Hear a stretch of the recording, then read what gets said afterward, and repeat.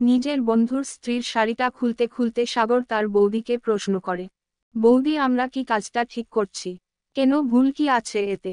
সুমি বলল, আকাশ আমার এত ভালো বন্ধু, ও আমায় নিজের বন্ধুর থেকে বেশি ভাইয়ের মতো ট্রিট করে আসছে। সেই কলেজ লাইফ থেকে ওর সাথে এত বড় একটা বেইমানি করতে আমার। দেখো, দুজন মানুষ যদি দুজনকে পেতে চায় সেখানে কোনো পাপ নেই। আর সাগর কিছুই জানতে পারবে না। এত টেনশন করার মতো কিছু নেই। প্লিজ, ও যাতে কিছু জানতে না পারে। আমি জানি ও যদি তোমার আর আমার এই সম্পর্কের কথা জানতে পারলে আগে আমাদের দুজনকে শেষ করবে, এরপরে নিজেকে শেষ করবে। তুমি কিন্তু মুড খারাপ করে দিচ্ছ আমার। এসো, যেটা করার সেটা শুরু করি।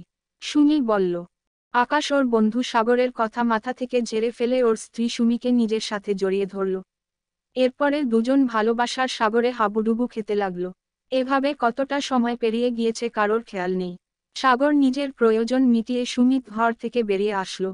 এর এক সপ্তাহ পরের ঘটনা। সাগরের ফোনে ওর বৌদি সুমির একটা মেসেজ নোটিফিকেশন এলো। একটা ভিডিও ফাইল। ভিডিওটা ওপেন করতেই সাগরের চক্ষু চড়কগাছ। শরীর অবশ হয়ে আসতে লাগলো ওর ক্রমশ। আর কালক্ষেপণ না করে সুমির কাছে ফোন কল করে। সুমি বৌদি, এটা কি করেছো তুমি? তুমি আমাদের অন্তরঙ্গ মুহূর্তের ভিডিও করেছো কেন? যাক, ভালো হয়েছে তুমি নিজে থেকেই কল করেছো আমায়।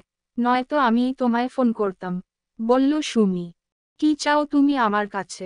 আর এই ভিডিও যদি আকাশ ভুল করেও দেখে ফেলে তখন কি হবে তুমি ভাবতে পারছো?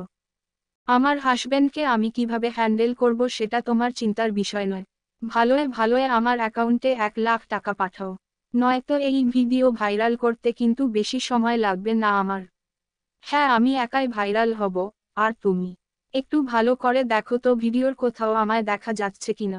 এটা হতে পারে না। তোমায় আমার সাথে এত বড় একটা গেম খেলতে দেব না আমি। দরকার পড়লে আমি আকাশকে সব বলে দেব। তাতে যদি আমাদের বন্ধুত্ব ভেঙে যায় যাক, মাথা কাটা যাবে যাক। তাই নাকি? কত কনফিডেন্স তোমার! অবাক হয়ে যাচ্ছি আমি।